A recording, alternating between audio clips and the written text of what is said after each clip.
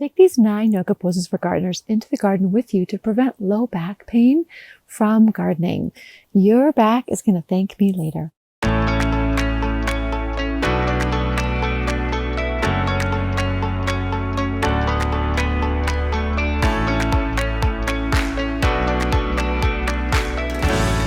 I'm Krista Strayer with Flourish Yoga, sharing organic gardening tips, essential oils for the garden, and of course, yoga for gardening tips too.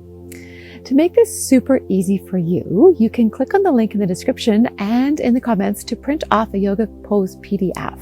Okay, you can take this with you into the garden. I actually like to keep mine in my gardening bag. This helps to remind me to stretch. So every time I reach in there for a new tool, it's a great time for a little gardening yoga pose. Just so you know what to do, let's walk through these 9 yoga poses that really help to prevent back pain after gardening. Number 1 is the Garland pose or Malasana. So this pose helps to relieve low back tension and keeps your hips nice and mobile. So squat down, keeping your spine long and your heart lifted. Rest your elbows on your knees and take your hands into Namaste. Your heels may be on the ground or lifted depending on your flexibility. Remember that this position, use this position actually when you're working in the dirt to help keep your spine from rounding. So number 2 is the standing forward fold pose with a shoulder stretch. Okay, so Uttanasana with the shoulder stretch added. This is a great stress release for the back, shoulders, your hamstrings. Just plant your feet firmly, clasp your hands together behind you, raise them up over your head as you fold forward. Number 3 is the half forward fold or Ardha Uttanasana. So it's similar to the standing forward fold pose, but it's going to stretch different shoulder muscles and release the tension in the back a little differently. So it feels really good after digging in the dirt and after raking. So plant your hands roughly hip height or higher or whatever kind you have close by, whether it's a rake, the rake handle, a fence, a tree. Just step back from that point, stretching through the spine. So you want to keep your head in line with your arms to avoid straining the neck muscles. Number 4 is Camel Pose or Uttanasana. So it releases tension in the back from rounding over as you work. So it takes the spine into a neutral position, just supporting your hands on your hips and roll the shoulders open. Breathe in, lengthening up through the spine. Breathe out as you arch back.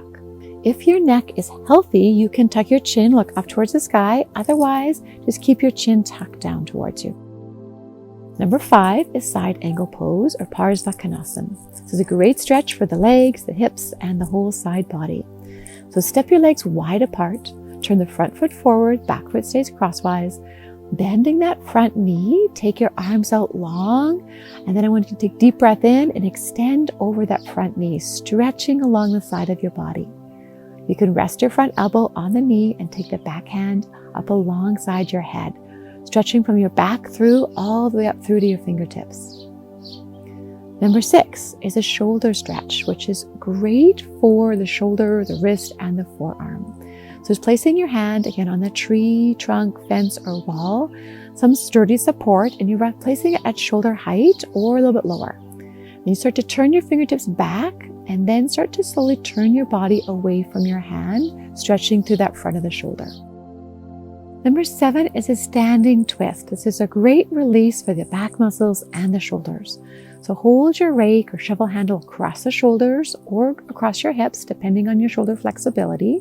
Plant your feet firmly. Keep your hips facing forward as you turn your shoulders to one side and then to the other. Number 8 is a side stretch. So it releases the tension in the hips and the side of the body.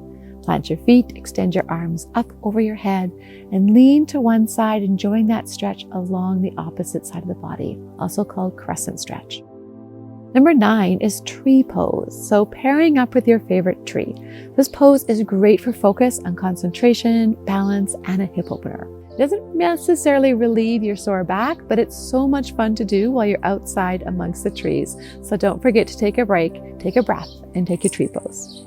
Share your favorite yoga for gardening pose in the comments, the one that helps keep your back, your hips, your shoulders feeling good while you dig in the dirt. And don't forget to download that yoga pose PDF so you can remember to do a few of these poses while you're out in the garden, or run through the whole sequence before or after your next weeding or planting session.